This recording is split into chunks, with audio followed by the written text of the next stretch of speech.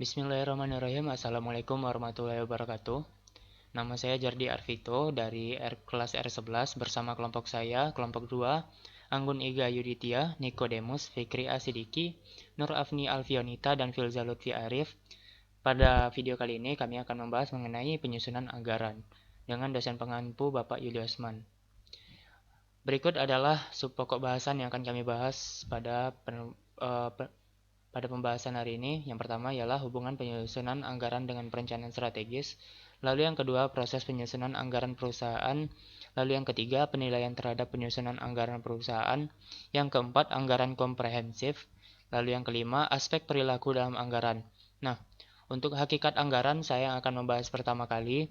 Di sini dijelaskan bahwa anggaran merupakan alat penting untuk perencanaan dan pengendalian jangka pendek yang efektif dalam organisasi. Nah, poin pertama yang bisa dilihat adalah anggaran merupakan alat penting untuk perencanaan dan pengendalian. Itu bisa teman-teman lihat, tujuan utama dari sistem pengendalian manajemen ialah untuk melaksanakan POAC, termasuk di dalamnya lah perencanaan dan pengendalian. Jangka pendek yaitu anggaran bisa digunakan untuk memperoleh berbagai tujuan-tujuan jangka pendek, lalu programlah yang akan memperoleh tujuan jangka panjang. Semakin kompleks suatu organisasi, maka perlu anggaran yang semakin bagus dan kompleks pula. Biasanya anggaran ini juga sangat diperlukan pada organisasi yang berorientasi pada laba, lalu organisasi sektor publik juga sebagai bentuk pertanggungjawabannya kepada pihak berkepentingan. Lalu di sini ditulis juga, suatu anggaran operasi biasanya meliputi waktu 1 tahun dan menyatakan pendapatan dan beban yang direncanakan untuk tahun itu. Nah, itulah hal-hal penting yang harus disampaikan pada suatu anggaran operasi. Selanjutnya akan dijelaskan oleh teman saya. Baiklah, selanjutnya karakteristik anggaran. Yang pertama, mengestimasikan potensi laba dari unit bisnis. Nah, dengan anggaran kita dapat memperkirakan berapa besar atau berapa banyak laba yang bisa kita hasilkan dari kegiatan bisnis. Yang kedua, dalam istilah moneter. Walaupun anggaran diukur dalam satuan istilah moneter, tapi juga dibantu atau didukung dengan jumlah non-moneter. Contohnya, unit yang terjual atau unit yang diproduksi. Yang ketiga, waktu 1 tahun. Nah, dalam bisnis bisa dibilang banyak beberapa faktor-faktor yang mempengaruhi. Jadi dalam waktu 1 tahun itu tergantung kondisi yang dihadapi oleh perusahaan. Bisa saja perusahaan itu mempunyai 2 jenis anggaran. Yang pertama itu anggaran musim semi dan yang kedua anggaran musim gugur. Yang keempat, komitmen manajemen. Nah, anggaran ini merupakan komitmen manajemen. Manajer setuju untuk menerima tanggung jawab atas pencapaian tujuan-tujuan dari anggaran yang sudah dianggarkan. Yang kelima, usulan anggaran disetujui oleh pejabat tinggi. Usulan anggaran ini ditinjau dan dilihat bagaimana potensinya dan bagaimana tingkat normal atau tidaknya. Jadi hal itu harus disetujui oleh pejabat tinggi yang puncak dari manajemen. Yang keenam, anggaran dapat diubah dalam kondisi tertentu. Nah, anggaran ini dapat berubah sewaktu-waktu jika diperlukan. Jadi sifat anggaran ini bersifat fleksibel. Yang terakhir, kinerja keuangan dapat dibandingkan dengan anggaran. Secara berkala, melihat dari kinerja keuangan dengan dibandingkan dengan anggaran, begitu kita bisa melihat berapa besar atau berapa tingkat realisasi yang sudah dilakukan oleh perusahaan. Next. Hubungan penyusunan anggaran dengan perencanaan strategis akan dibahas oleh teman saya. Terima kasih. Perencanaan strategis dan penyusunan anggaran melibatkan perencanaan, namun kedua proses aktivitas tersebut berbeda.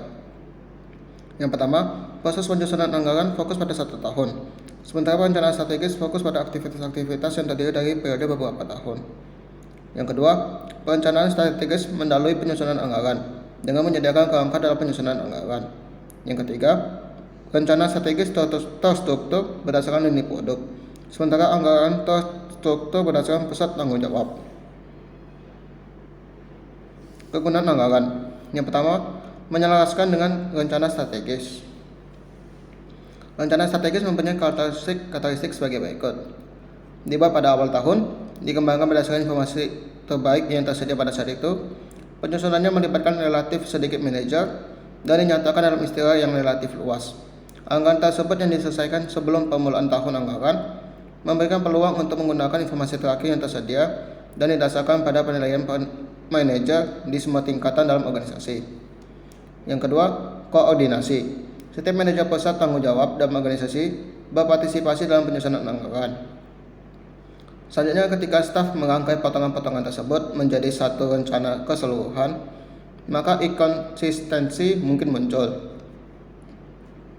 Penyebab yang paling umum adalah adanya kemungkinan bahwa rencana dari organisasi produksi tidak konsisten dengan volume penjualan yang direncanakan, baik secara total maupun untuk lini produksi tertentu. Yang ketiga, penugasan tanggung jawab. Anggaran yang disetujui seharusnya memperjelas tanggung jawab dari setiap manajer. Anggaran tersebut juga memberikan wewenang pada para manajer pusat tanggung jawab guna membelanjakan sejumlah tertentu uang untuk tujuan tertentu yang telah ditetapkan sebelumnya. Yang keempat, dasar untuk evaluasi kerja.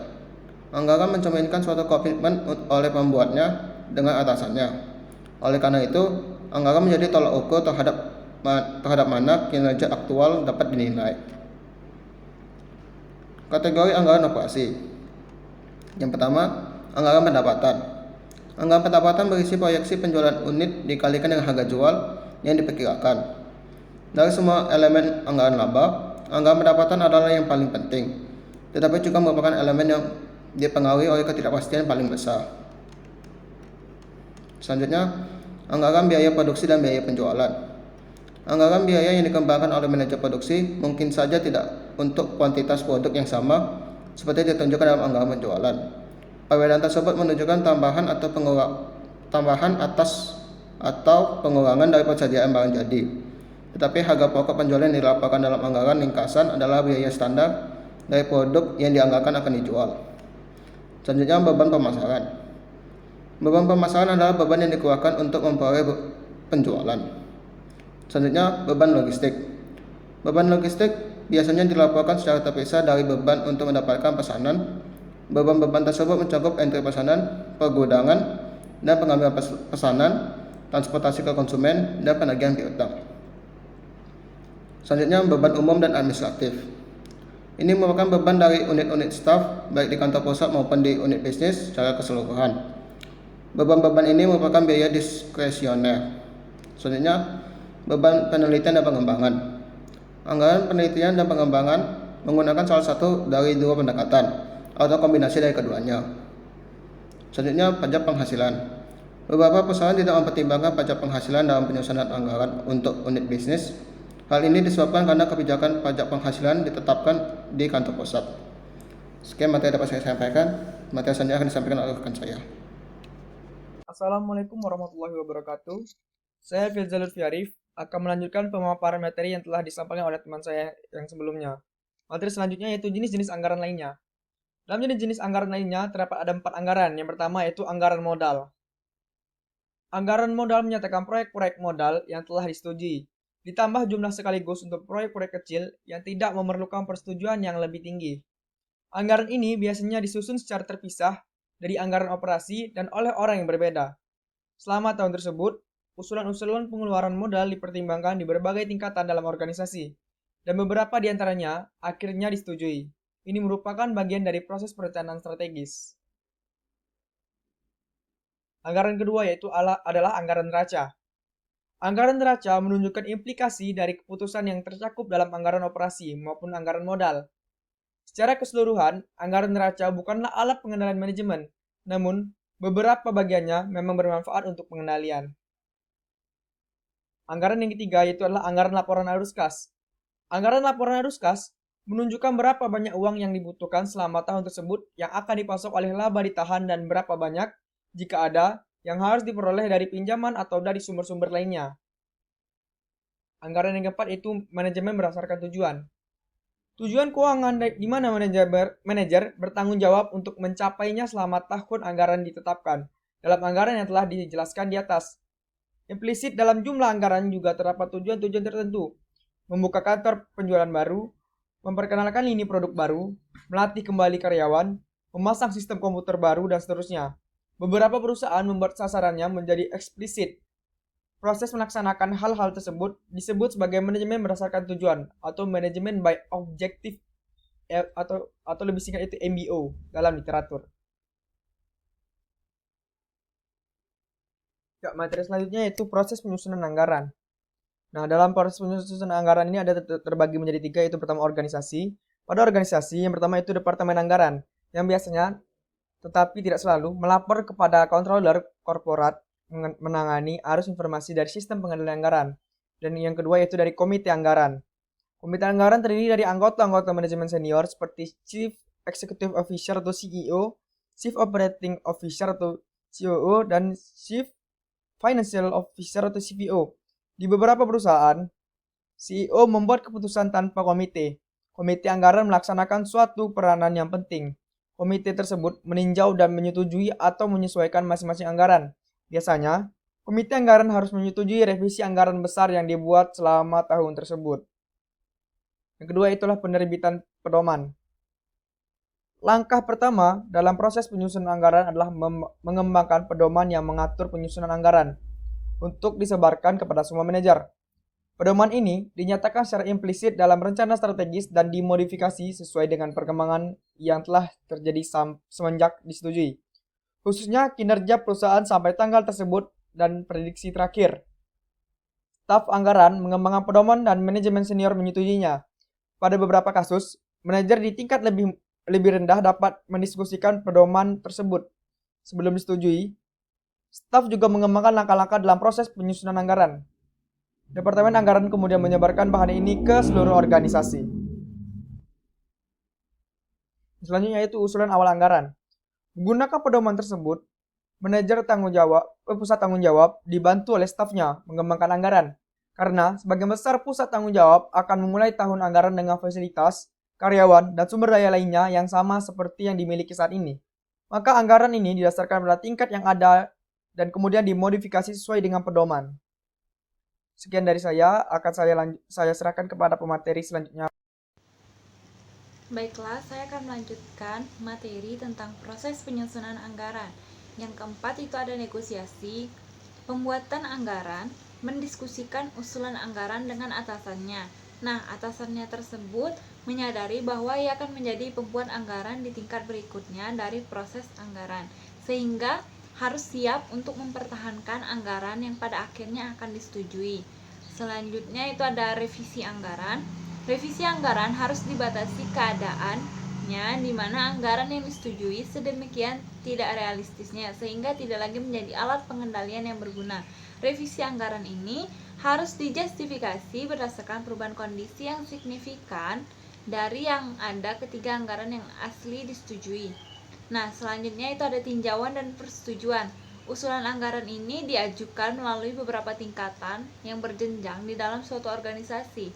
Persetujuan terakhir direkomendasikan oleh komite anggaran kepada CEO.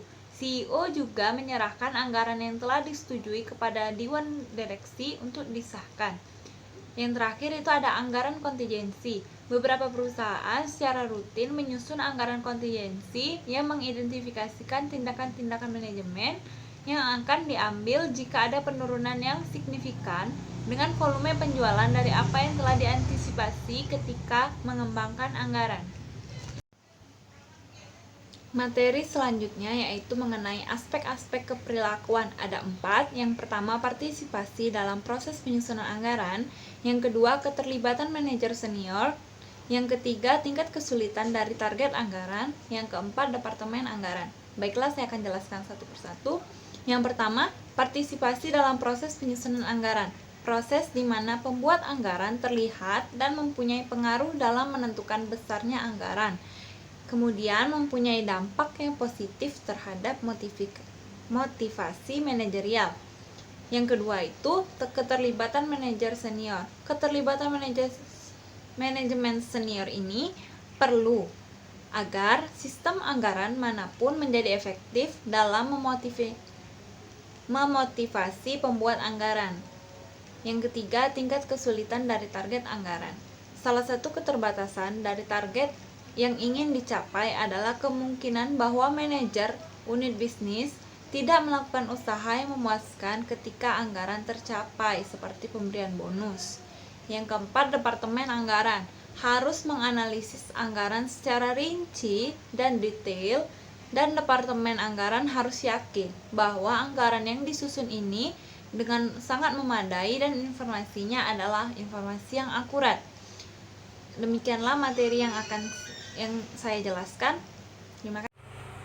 Baik, saya akan melanjutkan materi selanjutnya mengenai teknik-teknik kuantitatif, di mana di dalam teknik ini terbagi menjadi dua, yaitu simulasi dan estimasi probabilitas. Teknik simulasi merupakan suatu metode yang membangun model dari situasi real yang kemudian dimanipulasi sedemikian rupa dalam pengambilan kesimpulan tentang situasi real tersebut. Nah, dalam proses simulasi ini terdiri dari dua. Yang pertama ada penyusunan anggaran, dan kedua ada peninjauan anggaran.